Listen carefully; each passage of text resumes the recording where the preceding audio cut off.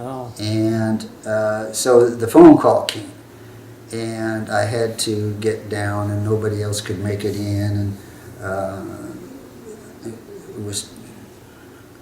was an amazing sight to see the water up to floor level when you look down at the floor below. Yeah.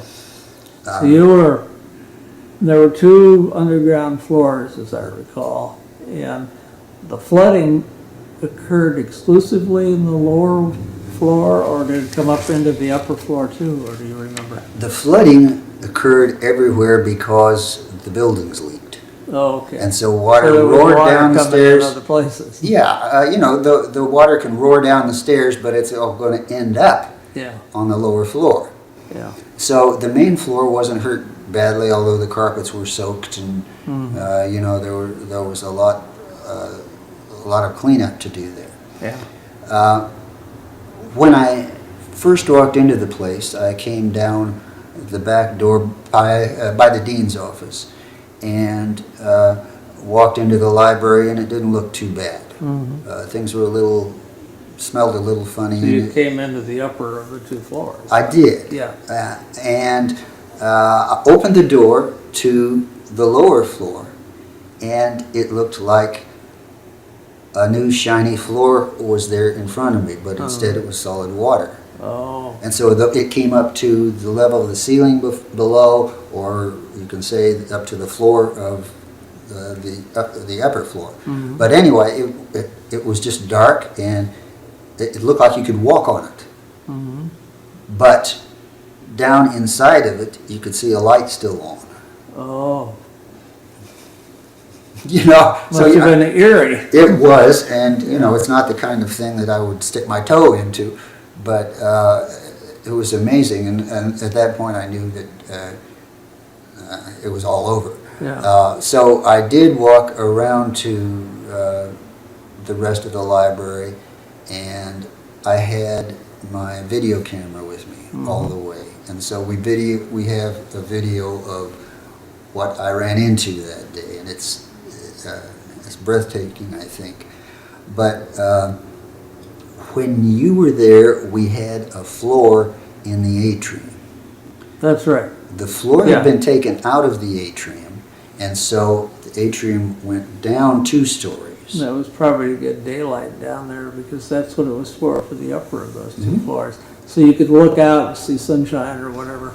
Right, and we wanted daylight down in the lower floor because we occupied it, and it was it was the newest area we had. It was nice down on the lower floor, but it had, instead of the glass walls around it, it had handrails, and so you could walk up to the handrails, and it was like having a fish pond up to the top of, up to the carpet where you were standing.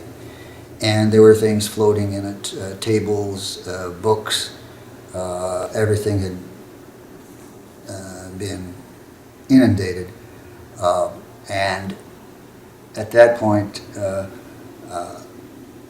the dollars just started, coming at me. I thought, God, how are we going to, how are we ever going to make this up? And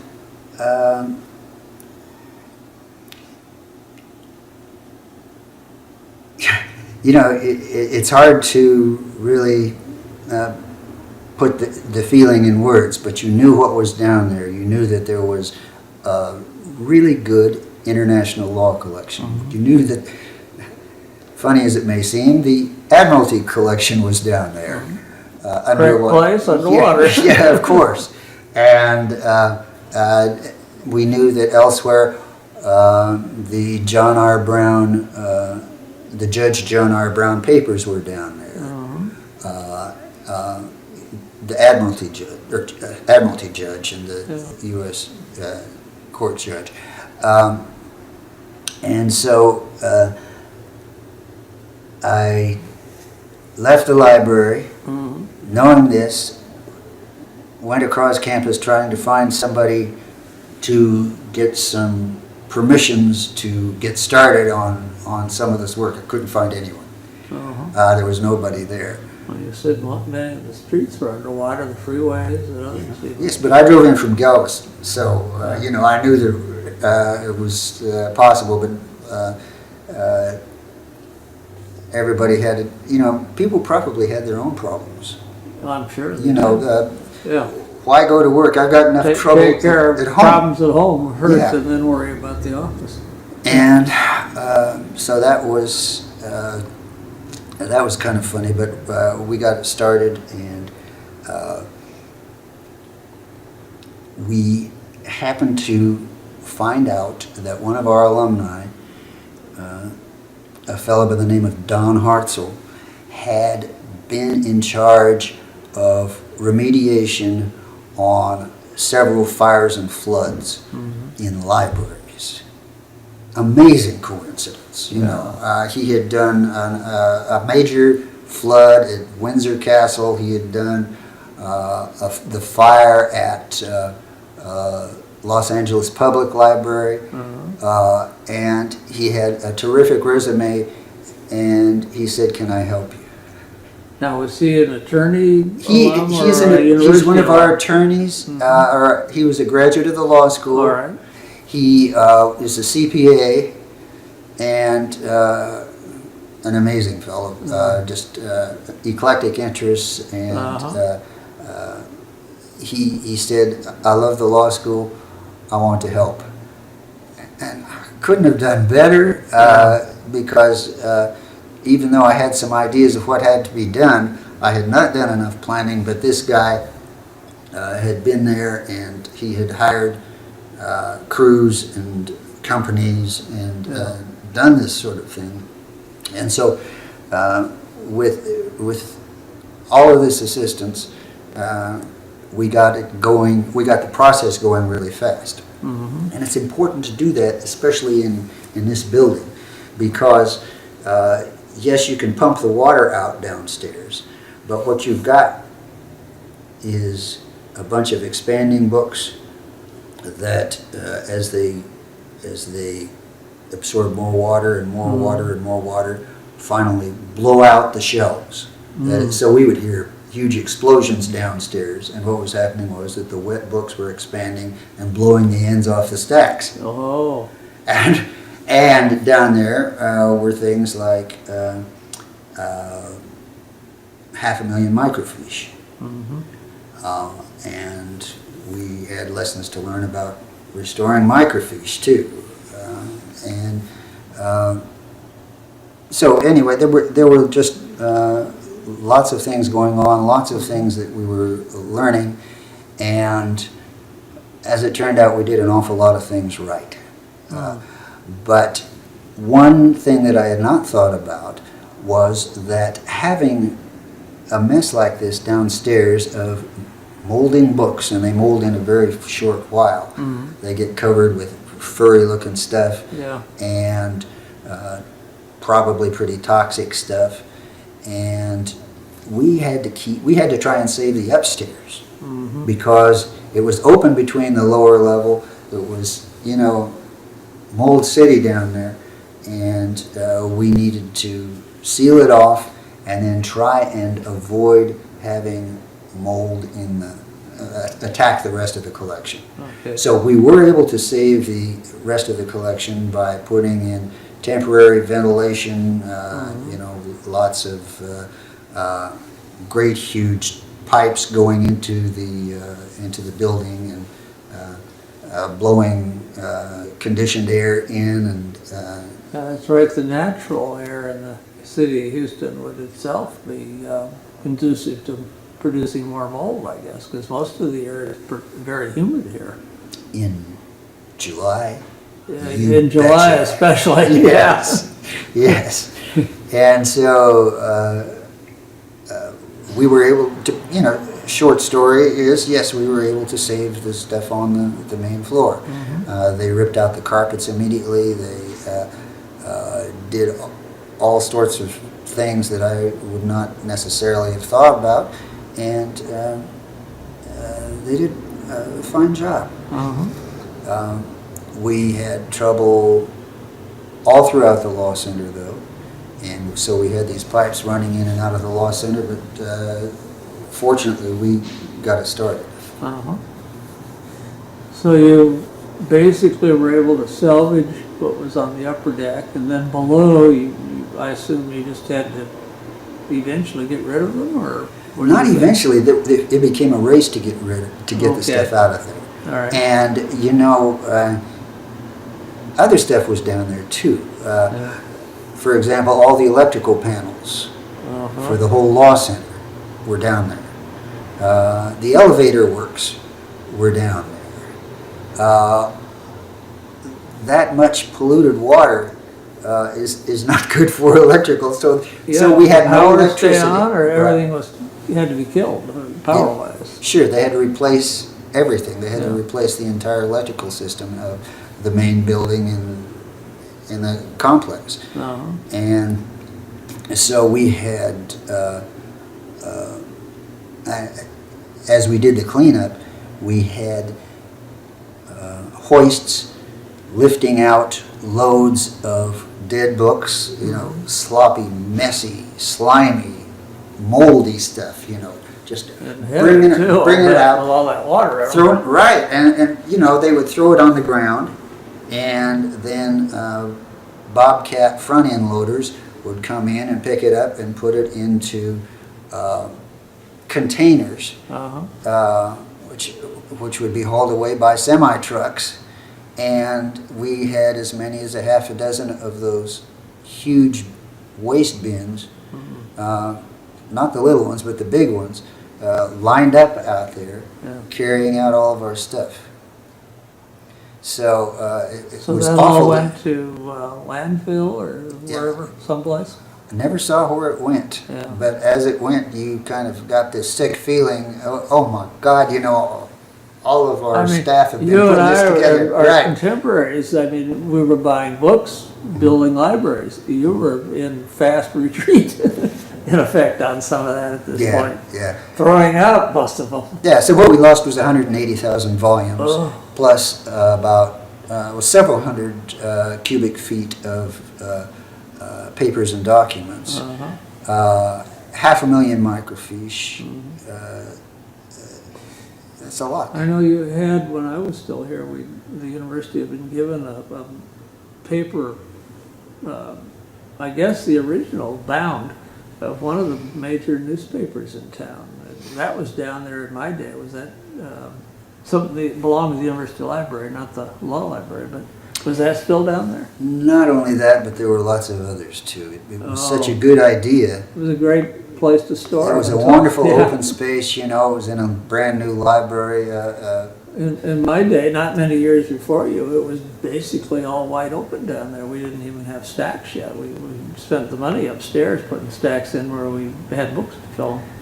Yeah, to tell you the truth, some of the guys that worked for me used it for a skateboard emporium. It was absolutely huge, and it was a wonderful place to have to store things. And so we I trying to remember, but I think somebody said that it was like an acre and a half of floor space in that library between the two floors, which is, you know, an acre's about 48,000 square feet. it was 2 acres then. Was it? Especially if you count the satellite libraries. Yeah. But we used to like to think in terms of these grandiose figures that were real. Yeah. And how many miles of shelving we had when we moved in there. Right. Well, We don't remember all those figures. by that time, we had compact shelving, Okay. so it was even more. You know, we So had you filled- had really used the lower level. as you absolutely. said, It was filled. We had lost the newspapers in a previous flood. Uh-huh. We had made a deal with several other Texas law libraries that if they would give us their copies of the Texas Supreme Court records and briefs, that we would sort them, get rid of the duplicates, and have a master copy in the safety of our downstairs library. Yep. Boy, it was safe, wasn't it? And so that didn't work out. But one of Yeah. the projects that devolved from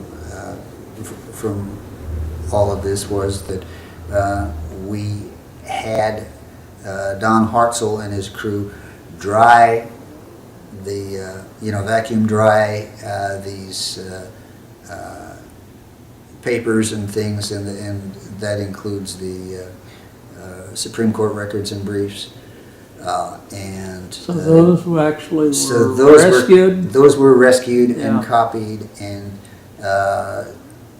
I think partially, if not entirely, digitized so as to bring us back to some semblance of where we had been. But it wasn't cheap. Oh, I'm sure.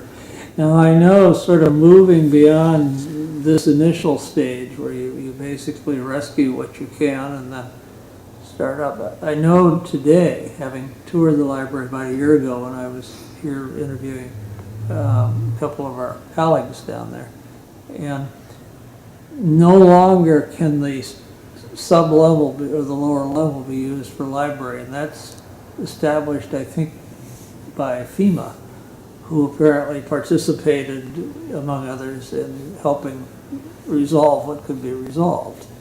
And FEMA ultimately bought or paid for some of the replacement books. Is that not correct, that you got? Or They certainly did. They certainly did. The timing on this was remarkably good for us. I had a fairly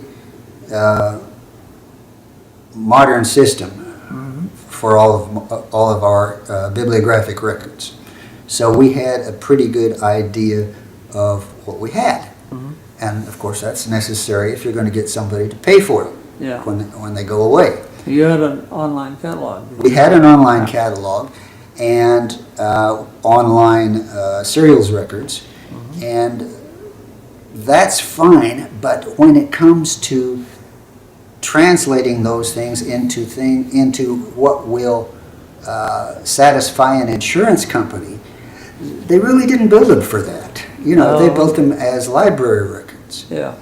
And so we had some people working on this, particularly a fellow named Richard Guajardo, and we were able to print out the records of what we had lost, and in some cases what we had paid for them, but not really, and that was irrelevant, of course, because this would have been replacement cost anyway, which would be different. Yeah. And so we built this huge database. It fit onto a CD, but when we printed it out, it weighed 40 pounds. Wow. It was more than a box. Yeah. So with this, I didn't have perfect information, but at least we had a head start on making a claim. At that point, the most remarkable thing of the whole experience happened, I think. We negotiated with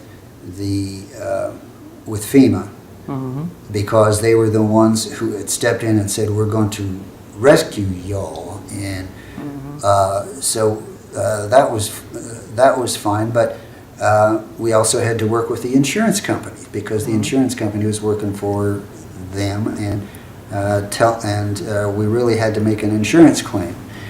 And so you can imagine standing at the edge of that place where you looked down and saw the lower basement there, and talking about this with the insurance adjusters.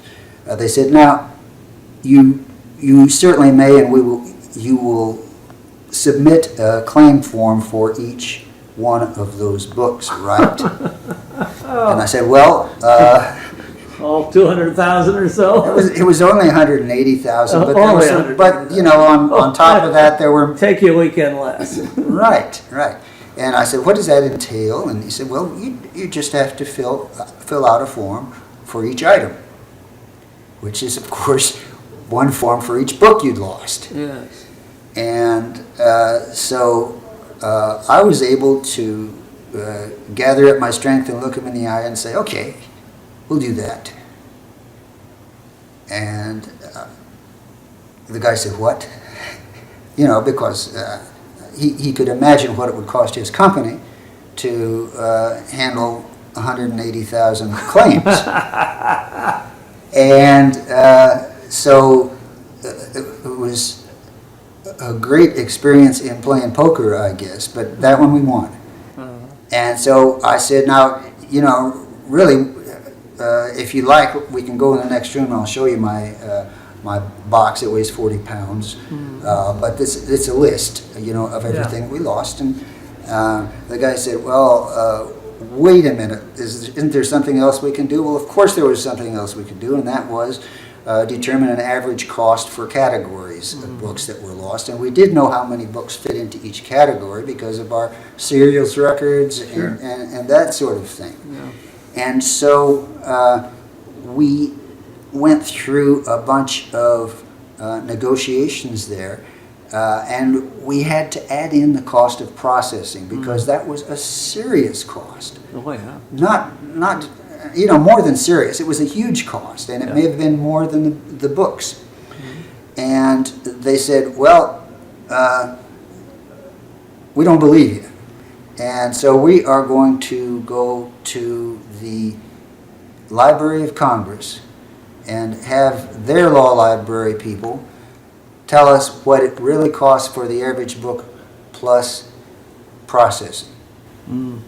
So they picked the most expensive library because of the kind of work they do per unit of output cost in the country to advise them. Well, let's just say I'm glad you weren't on the other side. And I said, okay, you know, you feds stick together, that's fine.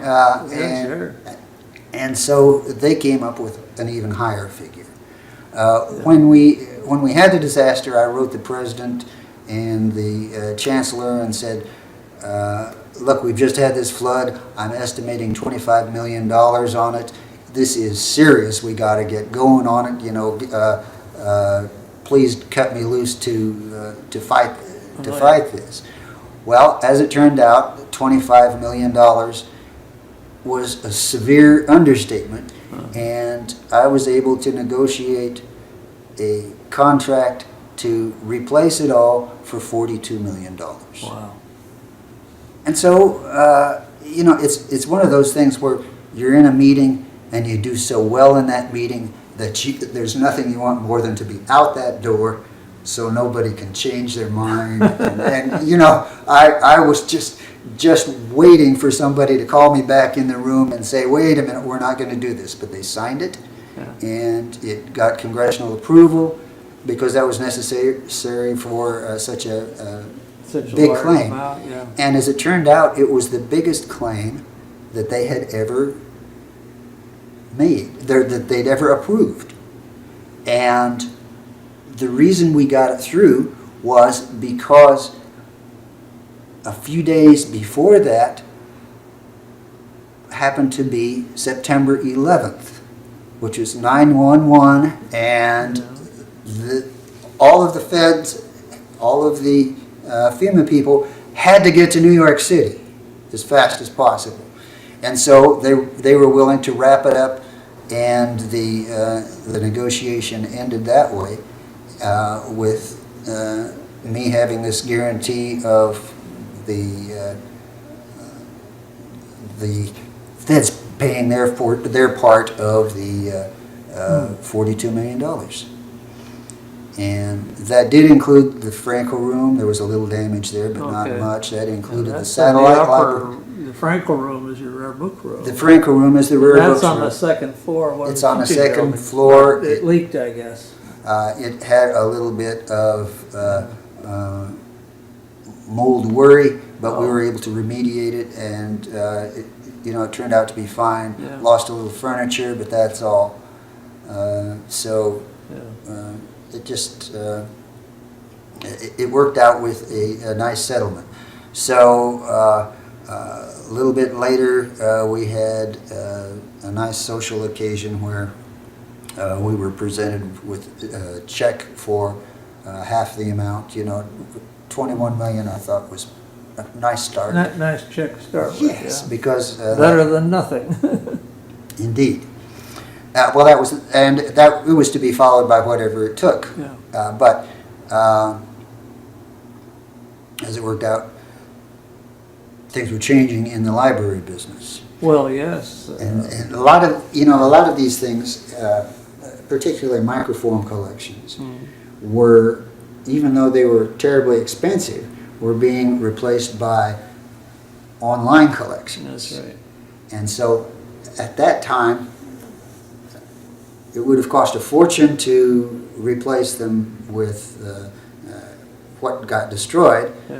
but we could save an awful lot of money by having them available online, and so that's what that happened. was acceptable to your funding sources, your insurance, and the federal government? I guess so. I had left by the time all of this was done, but the CIS stuff, for example, what a great microfiche collection, totally destroyed, and so it never did get replaced because that's all that's not digitalized right. now, Right, isn't it's it? Yeah. newer technology, better technology. Yeah. So Microforms were never horribly popular with the students and others that used them because they were difficult to use. Digital is, with the modern equipment, considerably easier. I think you're absolutely right, and it was microfiche was sort of an intermediate technology. Yes. Between the books and Solved a lot of problems for us for about 30 or 40 years, but the newer technology has gone well beyond those solutions with new ones even that are better. So we saved our taxpayers a lot of money Uh-huh. by not doing it. Good. Well, did you get a letter from the President of the United States thanking you for saving the federal treasury all that money? Well, it didn't happen. It didn't happen that way. But I did hear from the President of the United States. Actually, I heard from George Bush 41. Oh, he was your local president for a while, a Houstonian before he became Indeed, president. yeah. And such a wonderful Southern gentleman, a great guy to work with. And he called up and said, "Listen, I'm doing a book, and I need to use this new thing called, Nexus?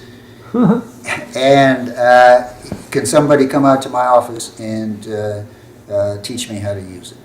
And, what a guy. Gave me, I still have a pair of cufflinks he gave me with the presidential seal on them. And his initials on the back. yes, a nice letter, and it was more darn fun. But I may be the only guy who or girl who has taught a president and his vice president, because So Mr. Cheney also. no, this is the other vice president. Oh. This is Dan Quayle from yeah. Indiana, That's right. and he happened to be in my first year class. That's right. This is Bush 1. This is Bush 1. Yeah, the father. Right. Yeah, that's right. I'm forgetting my dates now that we've had a couple of Yes. presidents since. Well, we're about to have a second president. Right. But anyway, it's fun to say that I taught them both, although I don't much remember Dan Quayle. I know, though, that he was a good golfer. Oh, was it? If not a great law student, a good golfer. Yeah, well, he presumably learned something from you. That's sort of, it sounds like what a way, both right and wrong, to cap a career. I do consider that kind of capping the career, because it changed my job. It changed my job in a huge way. And so I was fortunate to be able to hire a lady named Michelle Wu,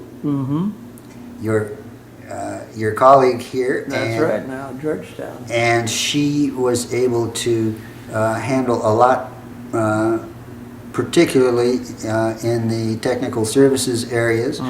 And while she was doing that, I had the pleasure of doing a lot of negotiating, and particularly negotiating the contracts for various parts of the remediation.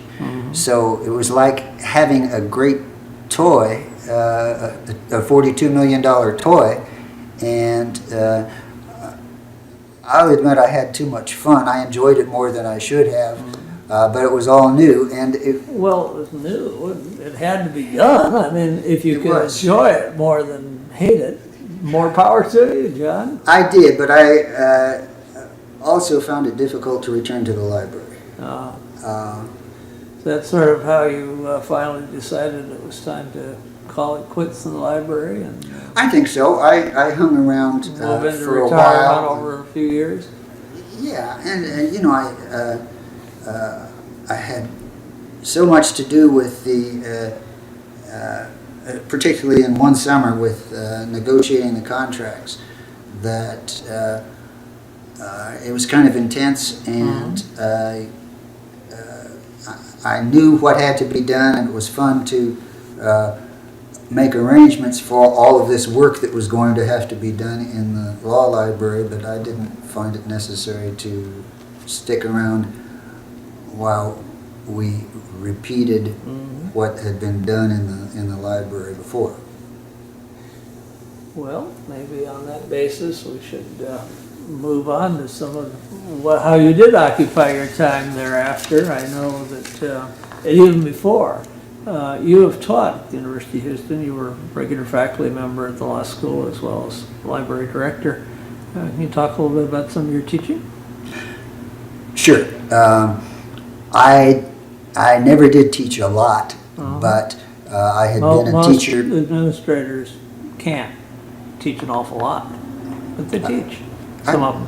Yeah, but the courses that I taught were primarily related to legal research, and I did get some. All set when Mr. Bush called. I guess so. Yes. But I did the first of the web-based courses, and got to mess around with that stuff before anybody else was doing it. And there were a few things that were really fun, like a course in Perry Mason is what we called it, legal research in an advanced sense, but how to really get information about everything. Oh, yeah, find out things about the other side. Exactly, find out everything about everybody. Yeah. And I would think that would be a very practical skill for the students that get into litigation sorts of things, or even deal making. I think so, and even if not, it's fun. Yeah. We did do things like investigate what we could find about George Bush. You know, just as a subject, and so you find out how people. I don't want to say hide things, but they may title property in funny ways or stuff like that. And you learn a few tricks about getting that information. Yeah, asset finding. Asset finding is a a piece of a judgment against somebody. You want to know if it's going to ever be collectible. Exactly. The more you know, the better. Exactly. Yeah. Well, you also, in looking at my notes, I think since about 1998, you have been what's called, in something I read, a distinguished visiting librarian at the Yale Law School Library. I know where you read that. Please tell me about that. I know where you read that. And Is that something Blair planted to cause trouble? No, but Blair had something to do with it. Yeah. We had a program at Houston that, well, it was a distinguished visiting librarians program. And so we had people in, like Diana Vincent Davis,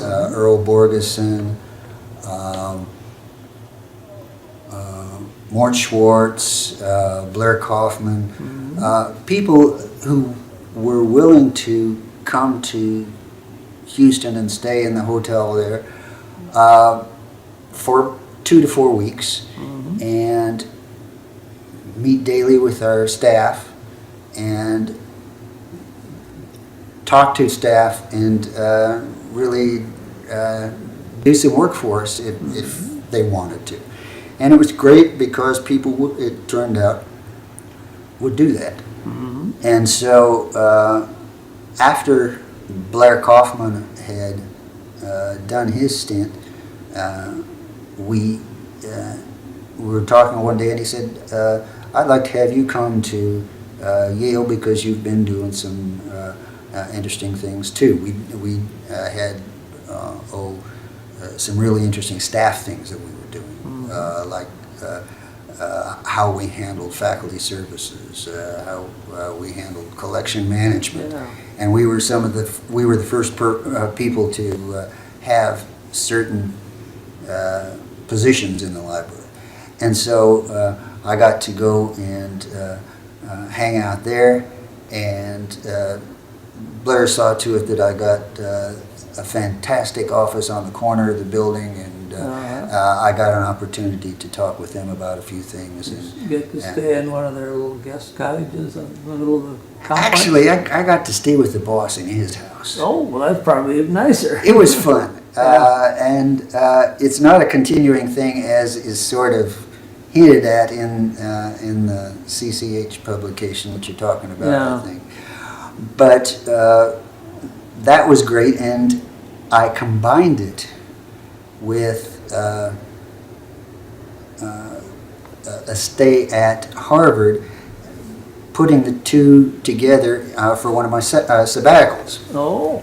And so I had used sabbaticals to be a visiting scholar at Harvard. I was working on books each time. Okay. And so at Harvard, you could apply, and if you were accepted, you could have an office and work on your projects in one of their spaces. And what they would do mostly is leave you alone and let you work. And so I was able to work on books in each of my 2 sabbaticals there, but also I had an opportunity to meet with a couple classes for Terry Martin. I would meet with their staff for talking about other projects that we knew about. So it was mutually beneficial and fun, I think. Well, your publication records are fairly extensive, and not only books, but multi-volume books, like your legislative history, analysis of the Civil Rights Restoration Act, runs 9 volumes, I think. Yeah, well, you put me up against Barney Reams, and I've done very little. Barney has done he's done more, but a ton of them, and these become the definitive legislative histories, and they save people a bunch of work. And so if you have one that is popular or important, then that's a good thing. So you and Barney have collaborated too on certainly the legislative history of the Disabilities Act of 1990. Yes. And we did NAFTA. And Uruguay Round, which is free trade. We've I don't know. The ADA is a good one though, and NAFTA I think is still used heavily. And the other one, you may not know what the Civil Rights Restoration Act is, but it's the one that it wasn't that popular, but it's the one that had to do with opportunities for women in mainly university sports. Okay, so it's the one that one hears about in the sports world about. Yeah. Well, either repaired everything or wrecked it, depending on the perspective of the person you're hearing it from. Sure.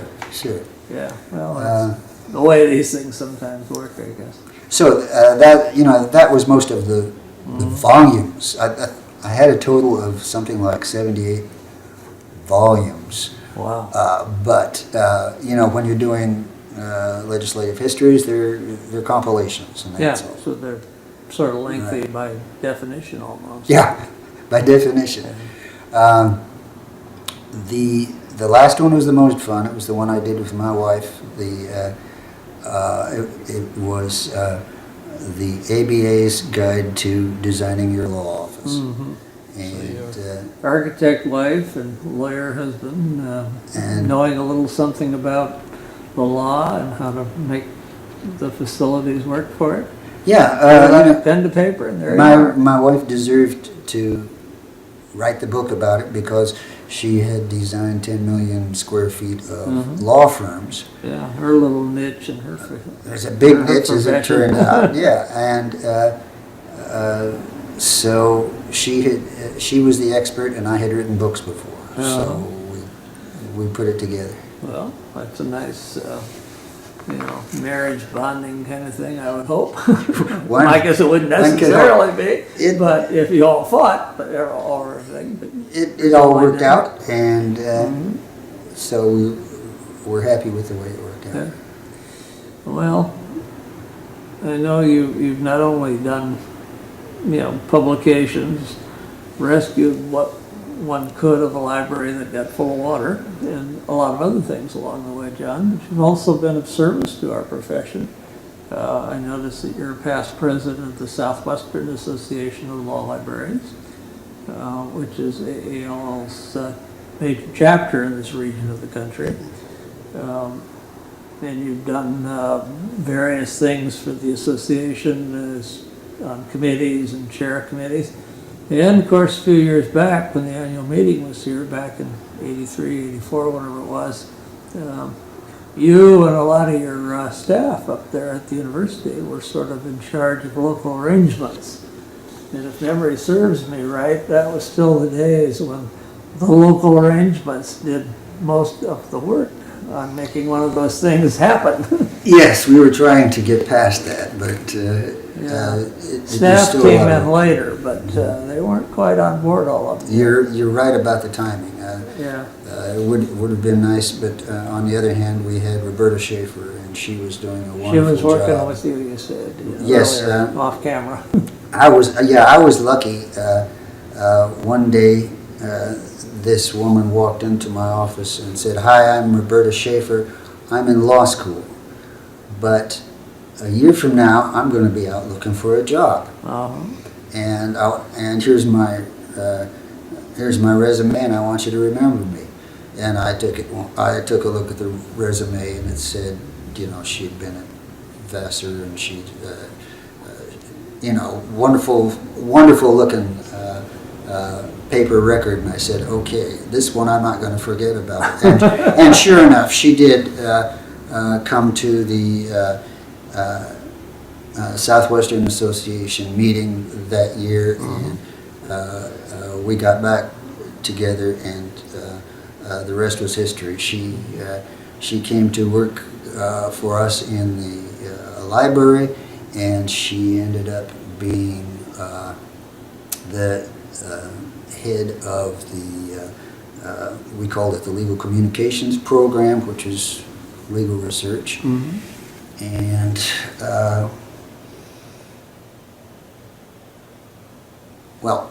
anyway, she was stolen away from me for that purpose.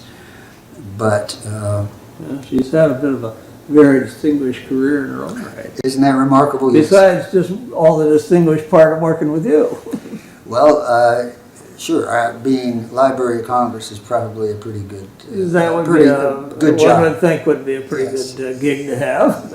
I think so. So we're really proud of that, but we're proud of the long line of people who have been through the University of Houston Law Library, including yourself, and I believe... So you got to have a black sheep now and then. I don't know about I don't know. I'm talking about myself. The I- others are a good long line of I don't distinguished consider you a colleagues. black sheep, but anyway, anybody who is president of the American Association of Law Libraries is okay in my book. Oh. And now so we have how many of them from the University of Houston? Oh, well, let's see, El Coco, Lolly Gassaway, Albert Breck, and maybe you can take it beyond my time. I'm trying to think. No, but all of you guys. Yeah, well, which is quite a few. Yes, I don't know any others, any other library that's provided as many. Well, I don't think you're through either. I mean, I can't speak to this, but you've I had understand a what few you're other saying. people who've worked there who I think will sooner or later end up certainly being enticed to see if they'll run and Yes, hopefully get elected. yes. Because these people would make very fine leaders for our association, I think. We've been fortunate. We've had great people on the staff, and we've had a great foreign and international staff too. Uh-huh. You You had remember? Dan Wade here for a while, didn't you? You betcha. Yeah. We hired him for his first major job, and of He's course, been up at Yale for a long time now. yes. And Semi-retired. I will never forget when Morris called me and said, "Hey, we're looking at talking with Dan," and I said, "Okay."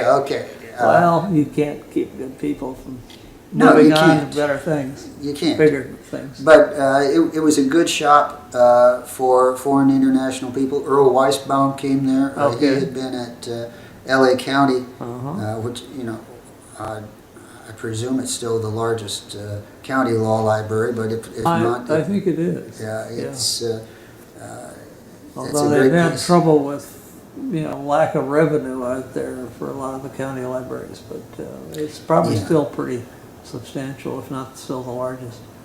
Well, when we had Earl here, we had a real jewel. Uh-huh. And we've had plenty of other people who've left us to go to places like the Library of Congress and other major Well, that's what you libraries. want to So be able to, go around and brag about legitimately, that you I helped, think so. I think so. entice these people into getting prepared for these jobs they moved into. I believe so. So it's a good place to have been, but Well, John, we've been talking about your many adventures over the years, and we're probably now sort of nearing the end of today's conversation. But before we do, it's my custom to ask if there's anything we've not talked about that you would like to mention, perhaps, at this point before we wrap things up. I just want to say thank you for doing this project. It is so useful. My great-grandmother, I knew when she was 92 years old. Mm-hmm. And she was alive during the Civil War. Wow. And if I could go back and ask her some of these things, I'd love to. Mm-hmm. As it was, I mentioned to you the fact that 75 years ago I was being christened during the beginning of World War II. Mm-hmm. I'm so glad we're catching some of this stuff. And Well, it's been quite an immense pleasure on my part to hear these stories. Now we're over 200 of them, and everybody's got a story. Now, I have to admit, John, there are very few that are anything like a couple of you told today. I don't think anyone's had this kind of a flood situation, or maybe fessed up to being christened on Pearl Harbor Day, day one. But it's been fascinating. Well, I can't imagine the hours that you must have spent on this, and I'm totally impressed and glad to be your I always colleague. accept thanks and all that, but it's so much fun, I don't deserve any of it. I got to admit, it's a great gig. Thank you. But I know that you have a photograph that you showed me a few minutes ago, off camera, of some of our colleagues, including yourself, who worked on the annual meeting when it was here at Houston back in 83, was it? I think it was 83. 84, one of those years. I think it was 83, that's right. Then we went, I think, to San Diego in '84. But my memory may be faulty, but it was about '83. Right. We started the Hind Fun Run here. So Oh, you did? Well, that would be a T-shirts. thing. Why don't you hold the picture up sort of at just the lower part of your, it has to come a little higher, or I could do this. All right, there it is. I'm going to zoom in on it, and I'll probably leave this in so everybody knows what I'm up to. Yeah. Now, you tell me who those people are, except that handsome young guy on the right as we look at it. The guy on the right, I'm not sure who he is, but he looks a little bit like I used to look when I was much younger. Mm-hmm. Had a little more hair on your head. You're doing pretty well compared to some of us. But this is, let's see. Leah James? Leah Chanin in the middle. She was president of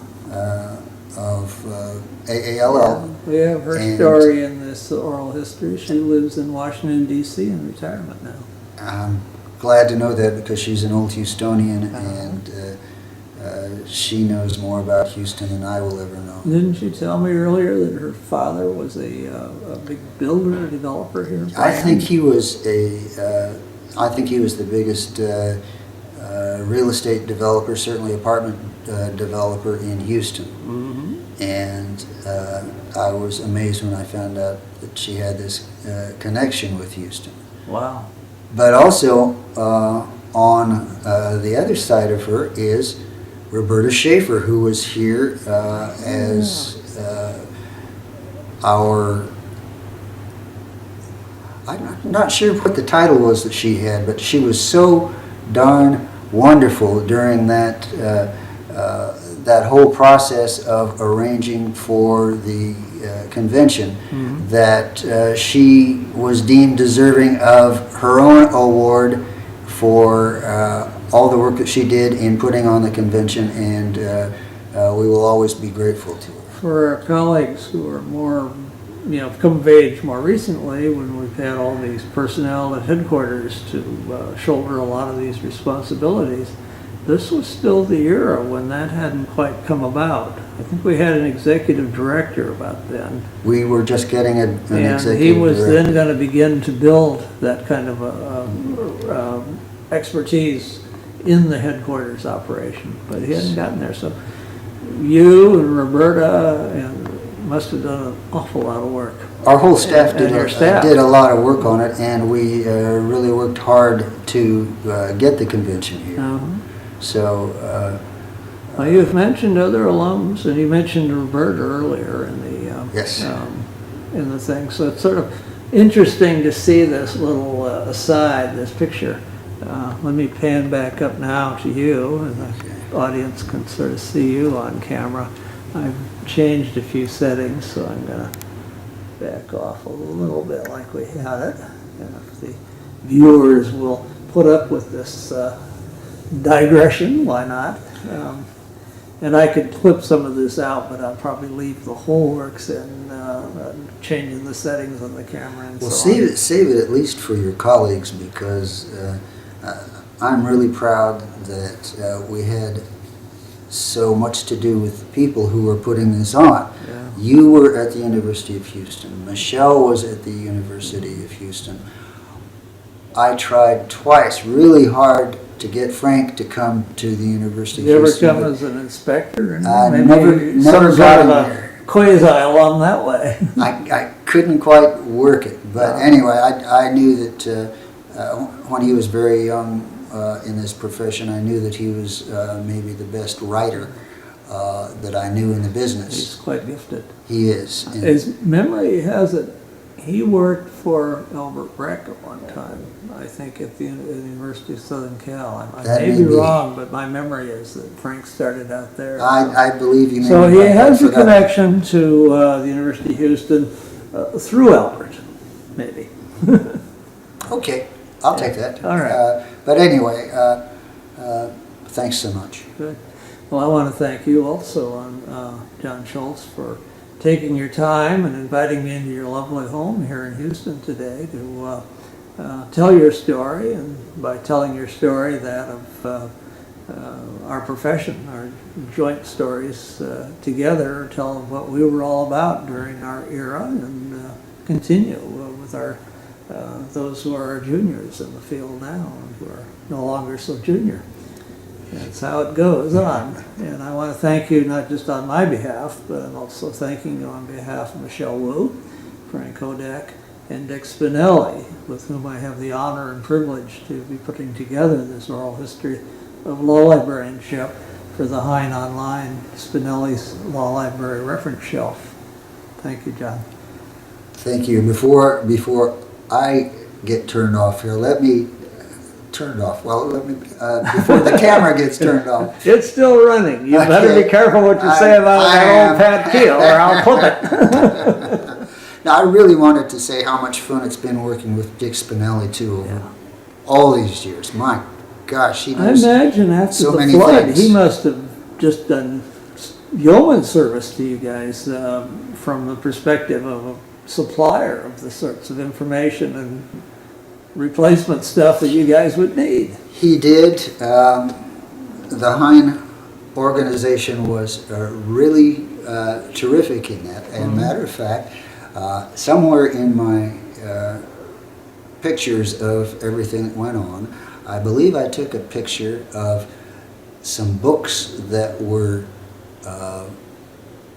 sold to us by the Hine Company, but were destroyed. Oh. And, you know, so there they were lying in the water. And if you look at them closely, you will see that that they are kind of blackened around the edges, and there is a previous ownership stamp on there that says Temple University.